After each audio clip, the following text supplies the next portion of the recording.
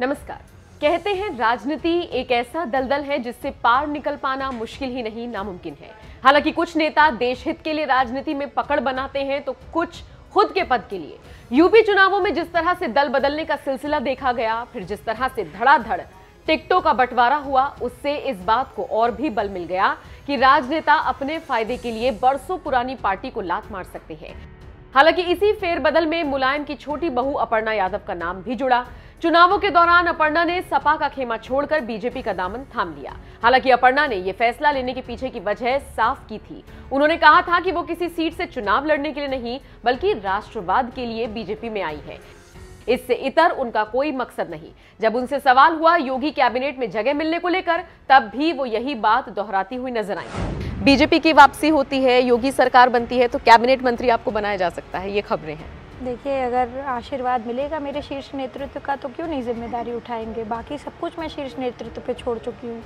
जैसा वो कहेंगे वो कर रही हूँ। अभी उन्होंने जो जिम्मेदारी जिलों की दी है मुझे प्रचार करने की, प्रसार करने की, वो मैं कर रही हूँ। मैं पूर्ण निष्ठा के साथ अपनी पार्टी के साथ हूँ। जी। सपा में रहते हुए भी आप जनता की सेवा कर सकती थी। सिर्फ विचारधारा ही एक मकसद था, या फिर एक होता है ना अपर्णा कि मैं भी कहीं जाऊंगी तो एक उम्मीद के साथ जाऊंगी, कोई भी जाएगा आगे स्विच करेगा, एक उम्मीद के साथ करेगा।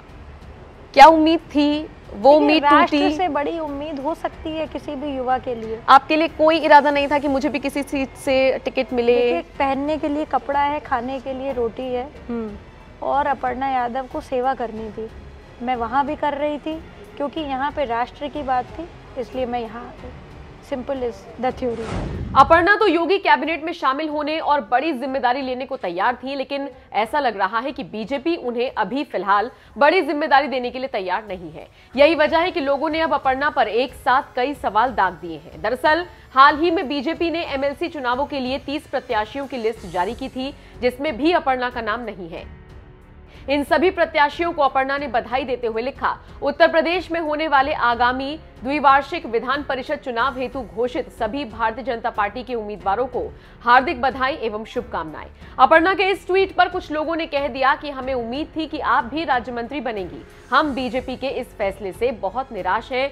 तो वहीं कुछ यूजर्स ने उन्हें उप मुख्यमंत्री बनाने की मांग तक कर डाली। हालांकि कुछ लोगों ने सवाल उठा दिया कि मैम, अब तक आपको बीजेपी ने क्या दिया है और आगे क्या देने जा रही है। एक यूजर ने तो अपर्णा को उप मुख्यमंत्री बनाने की मांग करते हुए लिख दिया, आपका भी नाम होना चाहिए था, हम लोग तो उप मुख्यमंत्री देखना चाहते हैं, शपथ के समय का इंतजार है, भाजपा कुछ अच्छा सोच रही होगी।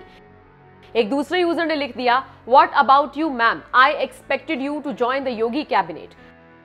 तो देखा आपने किस तरह से लोग अपर्णा को कोई भी बड़ी पोजीशन न मिलने से नाराज दिख रही हैं।